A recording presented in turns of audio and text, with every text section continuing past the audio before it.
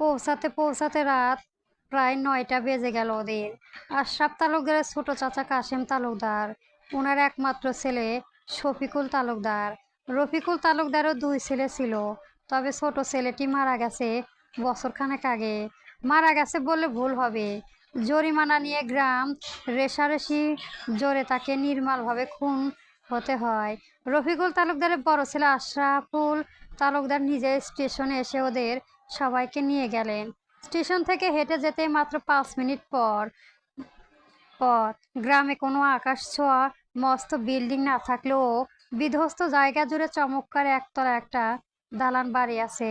এছাড়াও বিশাল উঠানের 3 কোণে জুড়ে সারি বেঁধে রয়েছে কাঠ আর টিনের তৈরি ঐতিহাসিক সব ঘর। প্রতি বছর ঈদ কিংবা পারিবারিক কোনো বড় অনুষ্ঠানে আশরাফ তালুকদার পুরো পরিবার নিয়ে এখানেই ছুটে আসেন। বাড়ির একপাশে আবার রয়েছে বিশাল পুকুর। গ্রামে পৌঁছাতে হাত মুখ ধুয়ে সবাই মিলে রাতের খাবার শেষ করে নিল। খাবার দাবার শেষে নিজের ঘরে এসে ঢুকলো দিব্য।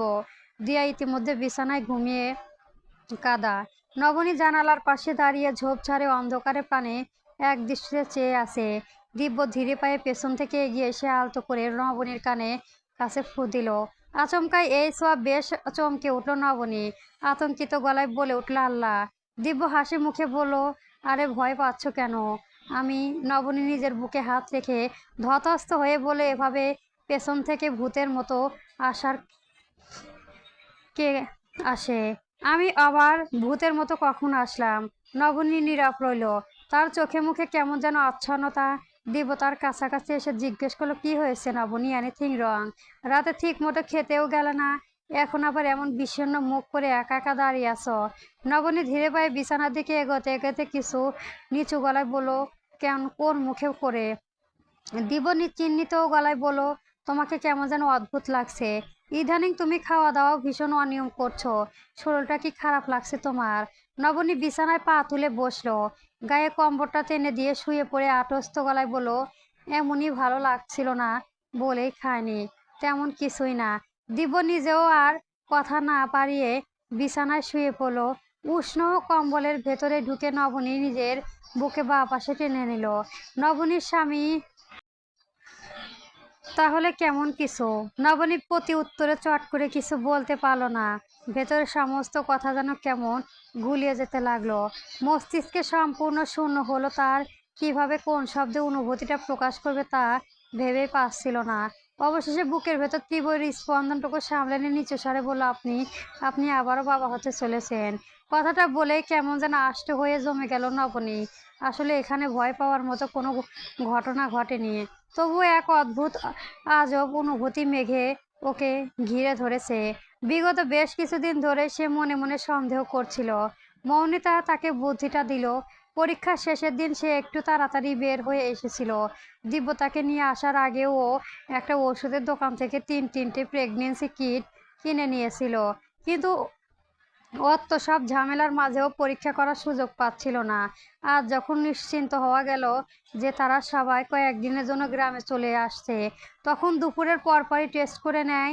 অবাক করার বিষয় হলো 3বারই টেস্টে ফলাফল এসেছে পজিটিভ। তখন থেকে এখন পর্যন্ত নিজের ভেতরে এত বড় একটা খুশির খবর ও কিভাবে চেপে রেখেছিল তা একমাত্র নবনী জানে। দিব্য অবশ্য প্রথমবারে নবনী আষ্টতা কথাগুলো পুরোপুরি শুনতে পায়নি। সে নবনীর চুলে মুখ গুজে পুনরায় জিজ্ঞেস করলো, তোমার কথা ঠিক বুঝতে পারলাম না নবনী, কি বলে একটু কষ্ট করে বলো তো? নবনী একটা শুকনো ঢোক গিলল, নিচু গলায় বলছিলাম, বোধহয় দিয়ার খেলার সাথী হিসেবে খুব শীঘ্রই নতুন কেউ একজন আসতে চলেছে। বিছানায় আমরা খুব দ্রুত 3জন থেকে 4জন হয়ে যাব। পুরো কথা অর্থ উপলব্ধি করতে পেরে যেন শীতল একটা তীব্র শিহরণ বয়ে গেল দিব্যর সমস্ত শিরায় উপশিরায়।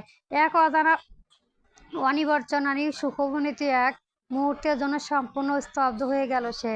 কথাগুলো যেন ওর গলার কাছে এসে আটকে গেল হঠাৎ। বাকরুদ্ধ হয়ে কাটিয়ে আকুল হয়ে জিজ্ঞেস করলো, তুমি সত্যি বলছো নবনী? দিব্য প্রশস্ত বুক থেকে নিজের মাথাটা তুলতে চাইলো নবনী। অন্ধকারের মাঝেও সামনের মানুষটা প্রতিক্রিয়া বোঝার আপ্রাণ চেষ্টা করলো সে। দিব্য তো এই খবরের ভীষণ খুশি হওয়ার কথা, সে খুব খুশি হয়নি। দিব্য গভীর বিস্ময়কর আর প্রতিক্রিয়াহীন চোখ দুটো পানে চেয়ে বোকার মতো হালকা করে হা বদক মাথা নাড়ল নবনী। দিব্য এক মুহূর্তেও সময় নিল না, চট করে নবনীর মাথাটা পুনরায় নিজের বুকের সাথে সজোরে চেপে ধরল। আবেগঘন গলায় বলে উঠল, আই লাভ ইউ নবনী, আমি তোমাকে খুব ভালোবাসি। নবনী হৃৎপিণ্ডে যেন বিদ্যুৎ বেগে একটা তীব্র ধাক্কা লাগলো। সে কি সত্যি ঠিক শুনেছে? এই কঠিন গম্ভীর লোকটা আজ নিজের মুখে এত সহজে কথাটা বলে দিল। সে বহু কাঙ্ক্ষিত তিনটে শব্দ, যা শোনার জন্য দিনের পর দিন অস্বস্তি হয়ে থাকতো নবনীর মন। নিজের অজান্তেই নবনীর চোখের কোণে দুফোঁটা তপ্ত আনন্দ অশ্রু গড়িয়ে পড়ল দিব্যর ষাটের ওপর। আবেশে ফুপিয়ে উঠলে বলল, আরেকবার বলুন প্লিজ। দিব্য ওর মুখটা দুহাতে আলিঙ্গনে তুলে নিয়ে মুখ চুমো খেয়ে লালটে গভীর কণ্ঠে বলল, তোমাকে আমি ভালোবাসি নবনী, খুব খুব খুব ভালোবাসি। আমার নিজের অস্তিত্বেও অনেক বেশি ভালোবাসি। নবনী খিলখিল করে হেসে উঠল। দিব্য ঠোঁটের কোণেও হাসি ফুটে উঠল। দিব্য হঠাৎ উপলব্ধি করলো ওর নিজের চোখের কোণে দুটো ভিজে উঠেছে। ইস, এভাবে বোধহয় কত বছর ধরে মন খুলে কাঁদা হয়নি। এক প্রচণ্ড সুখানুভূতি এসে জড়িয়ে ধরেছে ওদের দুজনকে। এত ভালো কেন লাগছে আর সব কিছু। নবনী দিব্যর বুকে মাথা গুঁজে আদুরে গলায় বলল, এই এতটুকু একটা কথা স্বীকার করতে আপনি এতদিন লাগিয়ে দিলেন? ভারী অহংকারী লোক তো আপনি। দিব্য শব্দ করে হেসে ফেল। তোমাকে তোমার উপহারের চমৎকার একটা রিটার্ন গিফট দিলাম। তুমি জানো না নবনী, নিজের অজান্তেই তুমি আমাকে কতটা কি দিয়েছো। আমাকে নতুন করে বাঁচতে শিখিয়েছো, খুশি দিয়েছো, আবার মন খুশি খুলে হাসতে শিখিয়েছো, ভালো লাগা অনুভূতিগুলো নতুন করে উপলব্ধি করিয়েছো। আমার ভেতরে ভাঙাচোরা মানুষটাকে তিল তিল করে জোড়া দিয়েছো তুমি। আমাকে চমৎকার একটা পরিবার উপহার দিয়েছো। আর আমার জীবনের সমস্ত অপূর্ণতাকে পূর্ণতায় ভরিয়ে তুলেছো। আর আজ আজ তো পৃথিবীর সবচেয়ে সেরা উপহারটা দিলে তুমি, দিয়ে দিলে। আমি আসলেই তোমার ঠিক কিভাবে ভালোবাসবো তা বুঝে উঠতে পারছি না। আজ আমার সত্যি সব এলোমেলো লাগছে। নবনী দিব্যর বুকে তীব্র স্পন্দন স্পর্শ শুনতে পাচ্ছে। নিজের মা হতে চলেছে জানার পর তার যতটুকু ভালো লেগেছে, দিব্যর বুকে মাথা রেখে ওর মুখ থেকে এমন সহজ স্বীকারোক্তি শোনার পর তার চেয়েও দ্বিগুণ আনন্দ হচ্ছে। এই মানুষটা খুশি, এটাই যেন তার সবচেয়ে বড় খুশির কারণ। নবনী এক হাতে চোখের কোনা জলটুকু আলতো করে মুছে নিয়ে দুষ্টমি ভরা গলায় বলল, বা, পেটের বাস্তা আসতেই বুঝি বইয়ের প্রতি ভালোবাসা জোগাড় উছলে পড়েছে। দিব্য নবনীকে আরো শক্ত করে বুকের সাথে জড়িয়ে ধরে মৃদু হেসে বলল, ভালোবাসা বাসি প্রতিষ্ঠানিক পর্ব তো অনেক আগে শেষ নবনী। এখন শুধু জীবনের শেষ নিঃশ্বাস পর্যন্ত তোমার এভাবে ভালোবেসে যেতে চাই। আপনি আমাকে সত্যি এত বেশি ভালোবাসেন? নবনী কৌতূহল গলায় বলল, আচ্ছা সত্যি করে বলুন তো, আপনি আমাকে বেশি ভালোবাসেন নাকি দিয়াকে? দুজনকেই সমান। তোমরা দুজন ঠিক আমার হৃৎস্পন্দন আর মস্তিষ্কের মতো। দুটো যে কোনো একটা বন্ধন হয়ে গেলে তো মানুষ আর বেঁচে থাকে না, তাই না? নবনী মৃদু হেসে বলল, ধরুন কোনো একটা কঠিন মুহূর্তে কখনো যদি আমার আর দিয়ার মধ্যে যে কোনো একজনকে বেছে নিতে হয়, তখন আপনি কাকে বাঁচবেন? কথাটা শেষ করে চট করে মাথা তুলল নবনী। অন্ধকারের মাঝেও তীব্র কৌতূহল নিয়ে শটাং তাকালো দিব্যর চোখে পানে। দেখা যাক এই কঠিন প্রশ্নের মুখে দাঁড়িয়ে মহাশয় দিব্য তালুকদার কি করেন। মনে মনে ভয়ে থাকলেও অদ্ভুত একটা পেশাচিত্র আনন্দ খেলা করে গেল নবনীর মন জুড়ে। দিব্য অবশ্য মোটেও বিচলিত বা দ্বিধাগ্রস্ত হলো না। নবনীর চোখের দিকে চেয়ে পর মুহূর্তে একদম স্বাভাবিক কণ্ঠে জবাব দিল দিয়াকে। নবনী হেসে ফেলল, জানতাম আমি। ভেবেছিলাম এই উত্তরটা দিতে আপনি এক সেকেন্ড সময়ও নেবেন না। অবশ্য তবুও সামান্য একটু সময় আপনি ভাবার জন্য নিলেন। দিব্য মৃদু হেসে নবনীর থুতনিটা আলতো করে উঁচিয়ে ধরে চুমো খেয়ে বলল, শোনো নবনী, তোমার আর দিয়ার মধ্যে কাউকে বেছে নিতে হলে আমি সময় নিয়ে হলেও অবশ্যই দিয়াকে বাঁচবো। কিন্তু যদি কখনো আমার জীবনে, নিজের জীবনে আর তোমার মধ্যে কোনো একটাকে বেছে নিতে হয়, তবে আমি এক মুহূর্তের সময় না নিয়ে নির্দ্বিধায় তোমাকেই বাঁচবো। আর কিছু জানার বা বোঝার বাকি আছে মিসেস তালুকদার? নির্জানা, কুহু আর আনাইনাকে একই সাথে থাকার ব্যবস্থা করে দেওয়া হয়েছে। রাতের খাওয়া দাওয়া শেষে তিনজনই মাত্র পাশাপাশি শুয়েছে। ঘরে নীরবতা ভেঙে আনাইয়া নিচু গলা জিজ্ঞেস করলো, আচ্ছা নির্জানা, কুহুর মুখে শুনলাম তোমাদের নাকি ডিভোর্স হতে চলেছে। নির্জানা শান্ত গলায় বলল, হ্যাঁ। আনাইনা বেশ কৌতূহলী গলায় বলল, সিরিয়াসলি? কিন্তু ট্রেনে তো সারা রাস্তা তোদের পাশাপাশি বসে আসতে দেখলাম। দুজনে হয়তো হাব ভাব দেখে তো একবারও মনে হলো না তোদের মাঝে কোনো সমস্যা কিংবা দূরত্ব আছে? নির্জানা হালকা একটা দীর্ঘশ্বাস ফেলে বলল, স্বামী স্ত্রী ছাড়াও আমাদের তো আগে থেকে একটা পারিবারিক সম্পর্ক ছিল। আনাইনা আনাইয়া, আমি সত্যি চাই না ডিভোর্সের পর আমাদের সেই যোগাযোগের বা মুখের দেখাদেখিটা একেবারে বন্ধ হয়ে যাক। আনাইয়া মৃদু মাথা নেড়ে আবারও প্রশ্ন করলো, তাহলে সত্যি বলতে ডিভোর্সের মূল কারণটা কি? ব্যাস, আমাদের দুজনের মধ্যে বোঝাপড়ার অভাব। আর এমন ধোঁয়াশাপূর্ণ একটা সম্পর্ক বয়ে বেড়ানোর চেয়ে না থাকাটাই তো ভালো, তাই না? আনাইয়া আরো কিছু একটা বলতে যেতেই পাশে শুয়ে থাকা কুহু পাশ ফিরে শুলো। তারপর কথা কেটে দিয়ে বলল, মূল কারণটা হলো ভাইয়া বা নির্জানা কেউই আসলে এই বিয়েটা মন থেকে করতে চায়নি। ভাইয়া অন্য কাউকে পছন্দ করতো, আর এখন তোমরা দুজনেই দয়া করে ফিসফিসানি বন্ধ করে চুপচাপ শুয়ে পড়ো তো। আমার মারাত্মক ঘুম পাচ্ছে। আনাইয়া কিছুটা লজ্জিত হয়ে বলল, ও আইসি, ওকে গুড নাইট কুহু। কুহু বিরস গলায় বলল, গুড নাইট। আনাইয়া অন্যদিকে মুখ ফিরিয়ে শুলো। নির্জানাও আলতো করে নিজের চোখের পাতা দুটো বুজে ফেললো। কলরব শুনুন। পথ ধরে হাঁটতে হাঁটতে চট করে পেছনে ফিরে তাকালো কলরব। পেছন থেকে আনাইয়াকে হেঁটে আসতে দেখে সে কিছুটা অবাকই হলো। আশ্চর্য, মেয়েটা হুট করে তাকে এভাবে ডাকছে কেন? কলরব ভ্রু জোড়া কিছুটা কুঁচকে জিজ্ঞেস করলো, কিছু দরকার আপনার?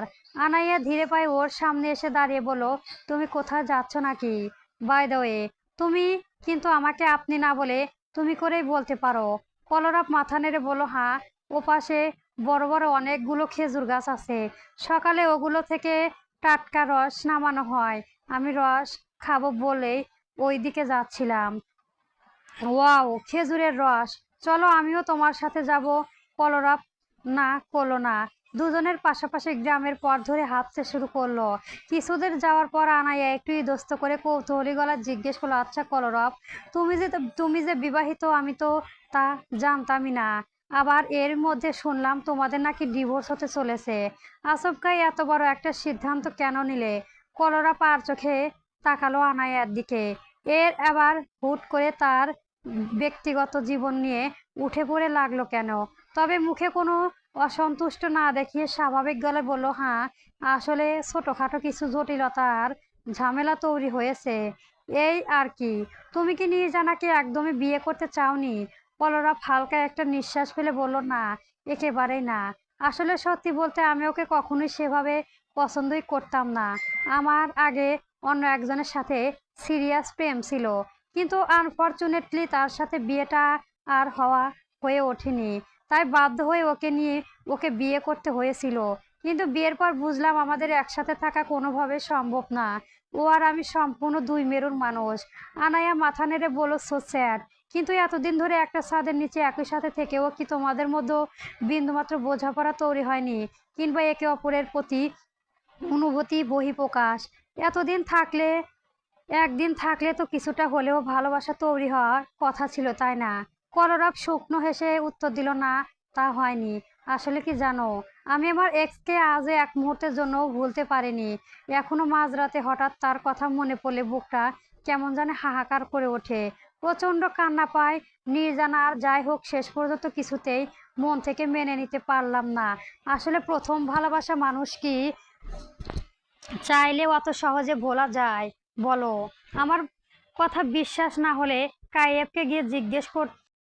কথাটা শেষ করে কলরব চট করে আনায়ার মুখের দিকে তার মনের প্রতিক্রিয়া বোঝার চেষ্টা করলো। তারপর চোখে মুখে দারুণ একটা অপরাধবোধ আর আফসোসের অভিনয় ফুলিয়ে বলল, ও সরি সরি, আমি আসলেই নিজের দুঃখে কি বলতে গিয়ে কি বলে ফেলেছি। কিছু মনে করো না। কাইয়েফের ওসব তেমন গভীর কিছু ছিল না। সামান্য একটু আকর্ষণের ব্যাপক ছিল আর কি। আনাইয়া বলল, না না, এতে সরি বলা বা আমার কাছ থেকে কিছু লুকানো তো কিছুই নেই। কাইয়েব নিজে থেকে আমাকে ওর এক্সের কথায় একদম খোলামেলা বলেছে। ও নাকি আগে একটা মেয়েকে ভালোবাসতো। ওর মূলত আন্টির মন রাখতে আর ওনার জেদের কাছে মাথা নুয়ে এই বিয়েতে রাজি হয়েছে। তবে কাইয়েব আমায় স্পষ্ট কথা দিয়েছে, বিয়ের পর ও চেষ্টা করবে ধীরে ধীরে সবকিছু ঠিক করে নেবে এবং আমার কোনো কিছুই কমতি রাখতে দেবে না। ও আগেই আমাকে সব সত্য বলে দিয়ে, যাতে পরে আমি ওকে ভুল না বুঝি। হি সার্চ আর নাইস পারসন, তাই না বলো? কলরব গলার স্বর করুণ করে বলল, ইটস পালস তো অবশ্যই, কাইয়েব ছেলে হিসেবে তো অসাধারণ, তবে বললেই কি আর মুখে ফুটে অত সহজে অত বছরের ভালোবাসা বলা সম্ভব? বলো। আমি তো নিজের জীবন দিয়ে হারে বুঝি ব্যাপারটা। এই যেমন নির্জানাকে তো তুমি নিজের চোখে দেখেছো, কি মারাত্মক সুন্দর মেয়েটা। আর ওদিকে আমার সেই এক্স নির্জানার রূপের কাছে সে একেবারে নগ্ন, তুচ্ছ বলেই চলে। তাও আমি এত চেষ্টা করার পরও নির্জানার সাথে একটা দিনও মন থেকে সংসার করতে পারলাম না। এখন চিন্তা করো, আমার তো তাও মাত্র বছর দেড়েকের রিলেশন ছিল, তাদের আমার এই অবস্থা। আর ওদিকে কাইয়েপে তো ছিল বছরের পর বছর ধরে গড়ে ওঠা গভীর প্রেম। ও আদতে অতটা ভুলতে পারে না, তাই সময়ই বলবে। শেষেমেশে আবার তোমাদের মিষ্টির সম্পর্কটা করুণ পরিণত আমাদের এই ভাঙা সম্পর্কের মতো হয়ে যায় না?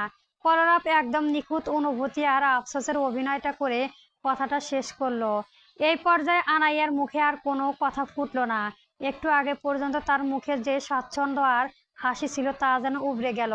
তার উজ্জ্বল মুখ এক পশলা মেঘ জমে বিশ্রী রকমের বিরস আর বিচ্ছিন্ন হয়ে উঠল।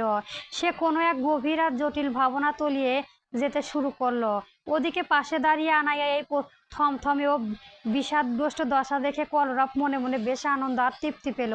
পুরো বাড়িতে খবরটা ছড়ানোর পর থেকে এক দারুণ হই হুল্লোড় আর উৎসবে আমল শুরু হয়ে গেছে। আনন্দ যেন পুরো উঠোন গম গম করেছে। আশরাফ তালুকদার আর আরাফাত তালুকদার আশরাফুলকে সাথে নিয়ে সোজা গ্রামের বড় বাজারে গিয়ে মিষ্টি আনতে। পুরো গ্রামে ঘুরে ঘুরে মিষ্টি বিলালো তিনি। তার তদক্কি চলেছে উঠানের এক কোণে।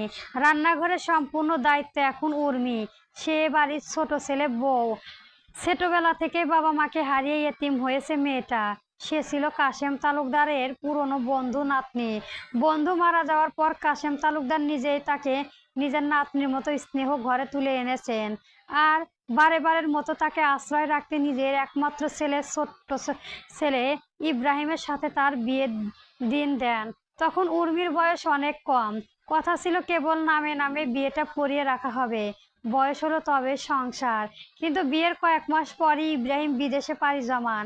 এই ছোট্ট বইয়ের প্রতি তার কোনো টান ছিল না। উর্মি সে সব সময় বাড়ির এক প্রকার কাজের লোক হিসেবে দেখত। বিদেশ থেকে ফিরে এসে উর্মিকে তো পাত্তাই দিল না, বরং আরেকটা বিয়ে করে বসলো। তবে নিয়তির কি নির্মল পরিহাস, সেই দ্বিতীয় বিয়ের মাত্র 3 মাসের মাথায় জমিমার শত্রুতার জোরে ইব্রাহিম খুন হয়ে গেল। তার সেই দ্বিতীয় বউ ইব্রাহিমের মৃত্যুর 7 মাসের মাথায় আবার অন্য জায়গায় গিয়ে বিয়ে করে নিজের মতো ঘর সংসার গুছিয়ে নিয়েছেন। কিন্তু যেতে পারেনি শুধু উর্মি, তার তো আর কোথাও যাওয়ার জায়গা নেই। তাই এই ভিটে ছাড়া যে তার আশ্রয় দেওয়ার আর কোনো কেউ নেই। রান্নাঘরে একলা মনে কাজ করতে চলেছে আচমকাই ভাতের মার গলাতে গিয়ে ওর হাত থেকে ভারী হাঁড়িটা ফসকে গেল। ফুটন্ত ভাতের মার আর কিছু গরম ভাত ছিটকে এসে পড়লো তার নিজের হাতের ওপর। অসহ্য যন্ত্রণায় আর্তনাদ করে উঠল, উফ আল্লাহ! দূর থেকেই এতক্ষণ কলরাপাড়া আনাইয়ার হেঁটে যেতে দেখেছিল কাইয়েব। সেই দিকে যাচ্ছিল ও, ঠিক তখনই ওর নজর পড়লো উঠোনে এক এক কোণে থাকা উন্মুক্ত রান্নাঘরে দাঁড়ানো উর্মির দিকে। মেঝেতে অনেকগুলো ভাত ছিটকে পড়ে আছে। উর্মি নিজের শরীরের পোড়া তীব্র যন্ত্রণা ভুলে গিয়ে এক অজানা প্রচন্ড ভয়ে থরথর করে কাঁপতে লাগলো। ইস, আজ যদি তার শাশুড়ি নজর পড়ে তবে যে কি হুলস্থুল কাণ্ড ঘটবে! তার চেয়েও নিজের হাতটা যদি ভাতের হাঁড়ির ওপর ফেলে আর একটু পুড়িয়ে ফেলা যেত, তবে হয়তো বকা খাওয়া হাত থেকে বেঁচে যাওয়া যেত। কি একটা অবুঝ আতঙ্কে উর্মি না হাতটা সেই ফুটন্ত ভাতের হাঁড়ি দিয়ে বাড়িয়ে দিতে গেল। কাইয়েব এসে ধপ করে ধরে ফেলা হাতটা। কি করছেন আপনি? পাগল নাকি? হাত পুরো পুড়ে যাবে। কাইয়েব উৎকণ্ঠিত গলায় উঠল। হঠাৎ কোনো অচেনা পুরুষের এভাবে হাত ধরতে দেখে ভূত দেখার মতো আঁতকে উঠল উর্মি। সামনে দাঁড়ানো এই তরুণকে সে চেনে না, তবে পোশাক আশাক দেখে একটু সহজেই আন্দাজ করতে পারলো সে এ বাড়ির একজন সম্মানিত অতিথি। বাড়ির অতিথিদের সামনে যেতে তাকে কড়া ভাষায় নিষেধ করে রেখেছে তার শাশুড়ি জামেলা বেগম। সে এক ঝটকায় কাইয়েফের হাত থেকে নিজের হাতটা ছিটকে সরিয়ে নিল। তারপর মাথায় ঘোমটা টেনে মুখটা এক প্রকার আড়াল করে ফেললো। কাইয়েফ নিজের এমন অনভীতিপ্রবণ আচরণে কিছুটা বিব্রত বোধ করলো। তবে মেয়েটা এই করুণ আতঙ্কিত ফর্সার মুখটা প্রাণে চেয়ে একটু নরম হয়ে মৃদু হেসে জিজ্ঞেস করলো, আপনার হাতে তো অনেকটাই পুড়ে লাল হয়ে গেছে, এখনই ফার্স্ট এইড বা ভালো কোনো মলম লাগাতে হবে। আপনি একটু অপেক্ষা করুন, আমি ভেতর থেকে ওষুধ নিয়ে আসছি। উর্মি ভয়ে ওর শঙ্কায় তোতলাতে তোতলাতে বলল, না না, কোনো দরকার নেই। আপনি আপনি দয়া করে এখান থেকে চলে যান প্লিজ। কাইয়েব মনের ভেতরে একরাশ অবাক বিস্ময় নিয়ে দাঁড়িয়ে রইল। মেয়েটা ঠিক কী কারণে এত ভয় পাচ্ছে তা ওর মাথায় ঢুকছে না। হয়তো অচেনা ছেলের সাথে কথা বলতে লজ্জা পাচ্ছে। পরনের সাদামাটা শাড়ি হলেও শরীরে বিবাহিত নারীর কোনো চিহ্ন নেই। বয়সটাই বা কত হবে? বড়জোর 19-20। গ্রামের মেয়েরা কি এখন এই যুগে এসে শাড়ি বা এতটা ঘোমটা টেনে ঘুরে বেড়ায়? জায়গাটা তো মোটেও অতটা গাছপাড়াগা বলে মনে হলো না। কাইয়েপার কথা না বাড়িয়ে সেখান থেকে ঘুরে চলে গেল। রান্নাঘরের দরজায় এসে উপস্থিত হলেন জামেলা বেগম। মাটির দিকে চোখ পড়তে বিগত আর্তনাদ করে উঠলেন তিনি। হায় রে হায়, মুখ পড়ি আবার কি অলক্ষ্যে কাণ্ড করেছে দেহ। এক হাড়ি আস্ত ভাত সব মাটিতে ঢেলে নষ্ট করলো রে। একটা কাজও কি এই অলক্ষ্মী সোজাভাবে করতে পারে না? হুদা হুদা ঘরে এতগুলো অন্ন এভাবে ধ্বংস করলি তুই? চোখের জল টলমল করে উঠল উর্মির। সে ভীষণ ভয়ে কাঁপা কাঁপা গলায় বলল, আমি ইচ্ছে করে করিনি আম্মা, হাত থেকে ফসকে। কিন্তু জামেলা বেগমের রাগ তাতে বিন্দু মাত্র কমল না। তিনি রাগে ফুঁসতে ফুঁসতে এক প্রকার তেড়ে এলেন। খপ করে শক্ত মুঠি ধরে ফেলে উর্মির চুলে ঝুঁটি। দাদা দাঁত চেপে বলেন, ইচ্ছে করে না করলেও এত বড় ক্ষতি কি করে রে মুখমরি? শুধু ওই মরা বুড়িটা দয়া করেই তুই এখানে এই বাড়িতে টিক্কা আসোস আর বসে বসে অন্ন ধ্বংস করতাছস। বুড়া খালি চোখ বুঝুক একবার, তারপর তোর এই মুখে চোপা আমি কিভাবে বের করে দেখিস কি হচ্ছেটা কি এখানে। এমন এক পাশবিক দৃশ্য দেখে দরজায় দাঁড়িয়ে কাইয়েব বাকরুদ্ধ হয়ে গেলেন। জামেলা বেগম বেশ বিব্রত ও অপ্রস্তুত হয়ে দাঁড়ালেন। চুল ছেড়ে দিয়ে একা একাই গজগজ করতে করতে ভাতের হাঁড়িটা এক পাশে তুলে রাখলেন। তারপর মুখ ভার করে সেখান থেকে দ্রুত সরে গেলেন। কাইয়েব নীরবতা চোখে জল ফেলার মেয়েটার দিকে তাকালো ভয়ে আর অপমানে। উর্মির মাথা তখন চিবুকে এসে ঠেকেছে। কাইয়েব সহজ গলায় বলল, আমি ভেতরে গিয়ে মলমটা নিয়ে এসেছি। উর্মি বেশ শক্ত গলায় বলল, আমার কোনো ওষুধের দরকার নেই।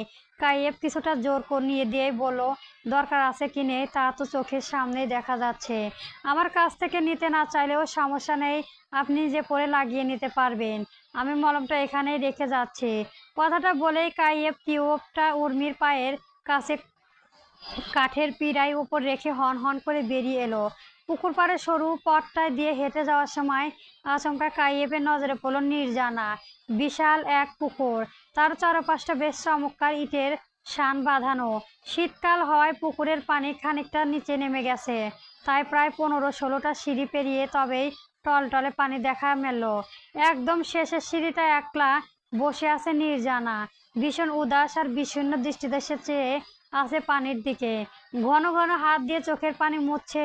মেয়েটা নীরবে কাঁদছে। কাইয়েব ধীরে পায়ে সিঁড়ি দিয়ে নিচে নেমে গিয়ে দাঁড়ালো নির্জানার ঠিক পেছনে। কারো উপস্থিত টের পেয়ে নির্জানা চট করে নিজের কান্নাটা চেপে বুক ব্যাকুল শরীরটাকে একদম চুষে নিল। পেছনে না তাকিয়ে ক্ষোভ চেপে বলল, অভি, তুই এখান থেকে চলে যা তো, আমার মেজাজ কিন্তু ভীষণ খারাপ হয়ে আছে। কাইয়েব হালকা হেসে বলল, আচমকায় তোর মেজাজের আবার কি হলো? নির্জানা মাথা তুলে তাকালো, কিন্তু কিছু বলল না। চট করে পুনরায় অন্যদিকে মুখ ঘুরিয়ে নিল। কাইয়েব নিচু হয়ে জিজ্ঞেস করলো, বসতে পারি? বসো। নির্জানা পাশে শান বাঁধানো সিঁড়িতে বসলো কাইয়েব। কিছুক্ষণ নীরবতার পর কৌতূহল হয়ে জিজ্ঞেস করলো, কি হয়েছে বলতো? তার চেয়েও বড় কথা, এই অভিনবের বিষয়টা কি রে? তুই ওকে কি করে বিয়ে করতে রাজি হতে পারিস? বলরাম বা বাড়ির বাকি কেউ হয়তো সবটা জানে না, তবে আমি তো জানি। অভিনয় আর তুই, ও আমার ছোট ভাই, আমরা স্পে ভাই বোন। তপ্ত গলায় কাইয়েফের কথা মাঝপথে থামিয়ে দিল নির্জানা। কাইয়েফ মৃদু হাসলো। অভিনয়ের চেয়ে বছর খানেকের বড় নির্জানা। তার শারীরিক গঠনের কারণে বোঝা যায় না খুব একটা। ছোটবেলা থেকেই ওরা দুজন খুব ভালো বন্ধু। কাইয়েফের বেশ কয়েকবার অভিনবের কথা বলেছে ও। নির্জানা বিরক্ত হয়ে বলল, হাসবে না, বললাম না আমার মেজাজ খারাপ হয়ে আছে। কাইয়েব সিরিয়াস হয়ে বলল, তুই আসলেই চাষটা কি নিয়ে জানা? এসব কেন করছিস? আগে ডিভোর্স যাতে হয়, তার জন্যই কাঁদতাছি। আর এখন কি ডিভোর্স হয়ে যাবে বলে কাঁদছিস? নাকি অন্য কোনো ব্যাপার? পলরাপ আবার কিছু করেছে? তোকে নতুন করে কোনো বাজে কথা বলেছে? আমি ওকে ভালোবাসি কায়েব, আমার খুব কষ্ট হচ্ছে, ভীষণ কষ্ট হচ্ছে, কিন্তু এত কিছু পরও আমি আর কোনোদিন ওর কাছে ফিরতে পারবো না। ও কেন হুটহাট এমন সব কাণ্ড করে বলতো? সবসময় সবকিছু আমাদের নিজের মার্জি আর আবেগে হওয়া কি সম্ভব? জীবন তো আর ফোনে কোনো অ্যাপ নয় যে মন চাইলে ইনস্টল করলাম আর ভালো লাগলেই ডিলিট করে দিলাম। পরবর্তী গল্প পেতে আমার চ্যানেলটি সবার আগে সাবস্ক্রাইব করে রাখবেন। ধন্যবাদ।